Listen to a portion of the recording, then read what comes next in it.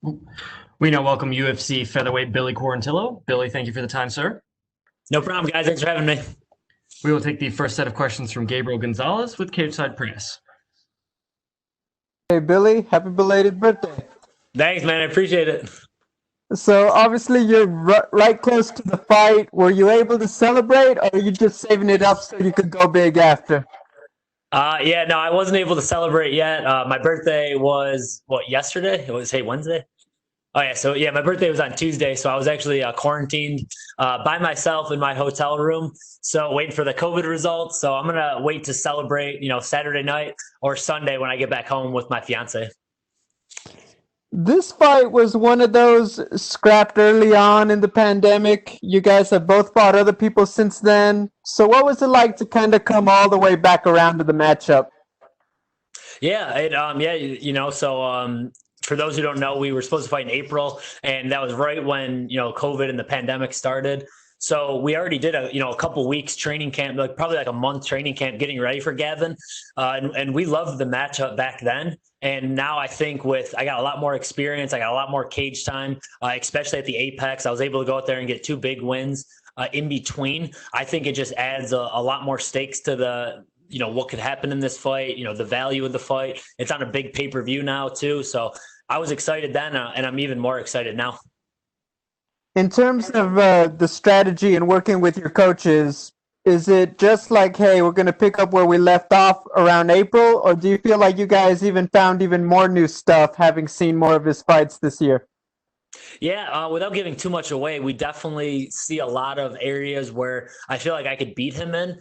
And, just knowing that I was already going to fight him and, to get booked with him again, I think it took a lot of like the nerves away. Like when I first get someone's name and you're starting to game plan for them, you start getting those nerves and like you got to start looking them up. But I feel like we already knew what Gavin brings to the table. He's a vet. He does a lot of things well. There's definitely a little bit of there's some holes in his games that I plan on exploiting. And so yeah, we kind of just left off where we started, but we have a lot more going into this one this time around. This would obviously cap off a solid year for you in terms of inside the cage. What would you be, well, if you get the win, what would you like in 2021 next for you?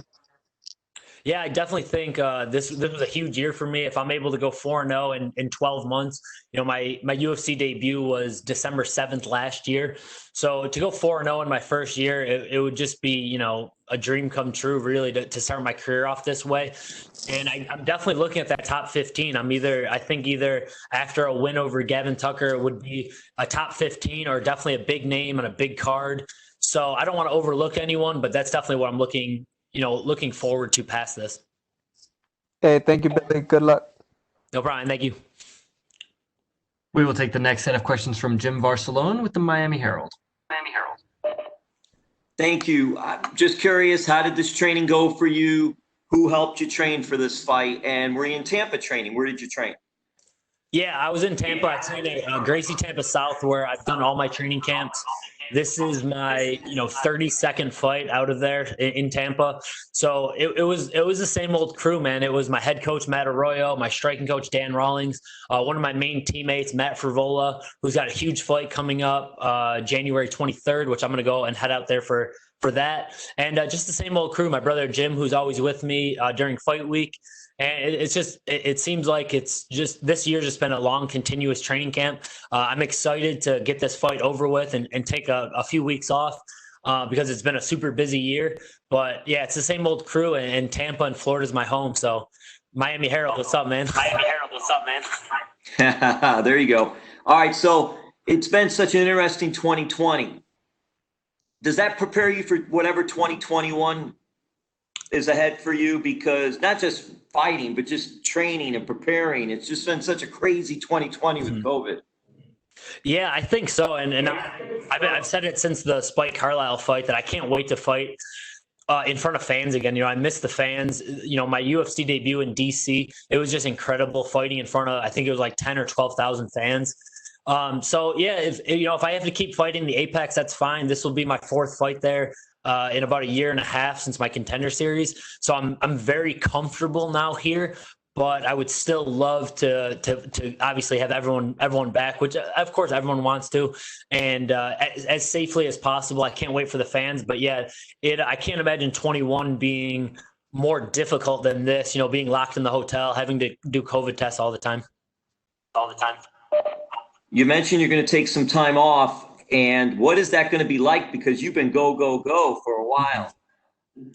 Yeah, so I'm kind of looking at this as this has been like my regular season, trying to go 4-0. And then once I'm able to get to that 4-0, I plan on taking a few weeks off. I'm going to corner my teammate Matt Frivola in Abu Dhabi for fight week out there. So I plan on going out there and just kind of helping him get ready. And then after that, I'm looking at like it was like a regular season to like a playoff run where I'm going to start fighting guys in the top 15. Big names, big pay-per-view events. That's kind of what I'm looking forward to after that. And right after this fight, getting anything looked at. I got some minor little stuff, nothing crazy, but I got some things I gotta, get fixed until I take my next fight. Well, all the best and thank you. Thanks, Jim. We will take our next set of questions from Ryan McCarthy with Low Kick MMA. Hey, Billy, how's it going, man? Good, Ryan. How are you, bro? I'm good, man. Thanks for giving us some time here. I was curious, what when you look back on, I mean, it's been about 5 years since you were on The Ultimate Fighter. When you look back, what are some of the biggest lessons you learned while you were there? Yeah, it's I think I've just grown so much as a person and as a fighter. At the time, I was really bitter and upset that I didn't get into the UFC right away.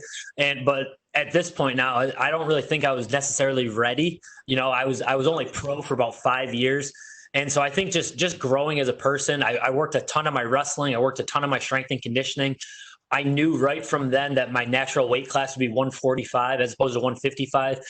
Everyone out here is cutting a decent amount of weight. So I think the weight class, that decision to go to 45 and to stay at featherweight and just growing overall, really improving on my wrestling, really helping out with my fighter IQ, being in that situation with so many champions, Uriah Faber, Cody Garbrandt, Lance Palmer, the list goes on. Just being around them and having that, mindset of what it takes to get to that highest level.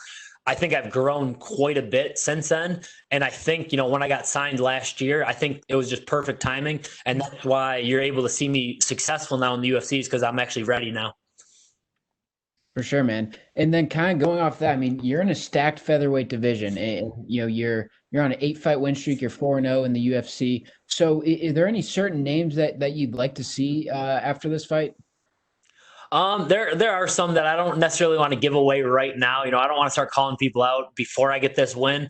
But definitely, I mean, if they have a ranked number next to them, that's who I'm kind of looking at because I feel like if I do get this win against Gavin Tucker, who's 3-1 in the UFC, he's a stud and I got a tough task in front of me. If I'm able to get past him, I think that would put me right in like, the 20th ranking or even closer. So I definitely think, I got into the sport to be a world champion. I just turned 32 the other day. So my all of our clock is ticking. So I definitely am looking for some big fights there. And there's a lot of matchups that I really like in that top 15. And there's some other big names that I'd really like to fight that I plan on revealing maybe after this fight. Awesome, man. And then one last thing was, I know you're a big Barstool Sports guy from early days as well. So what's it like for you to get interviews with them? They're a media juggernaut now. So is that crazy for you to be a part of that? It really is. Shout out to Robbie Fox, my guy. Shout out to Al Prez and Big Cat and all those guys. I've been that was definitely kind of a surreal moment because I've been following Barstool since about 2010 when they were just a really small company. I would look at their website and kind of interact with those guys on there. And to now have a couple of interviews and me and Robbie DM each other all the time, just to be close with those guys, it is kind of surreal. And that was definitely one of the biggest media people that I've talked to. And I've done some other really big interviews since then. So this last year has kind of been like a whirlwind and I don't want it to stop. So I just want to keep going out there and having exciting fights, getting big finishes and keep this ball rolling. For sure, man. Well, thanks for giving us your time and best of luck on Saturday. I really look forward to it. All right, Ryan, take care, man. Appreciate it.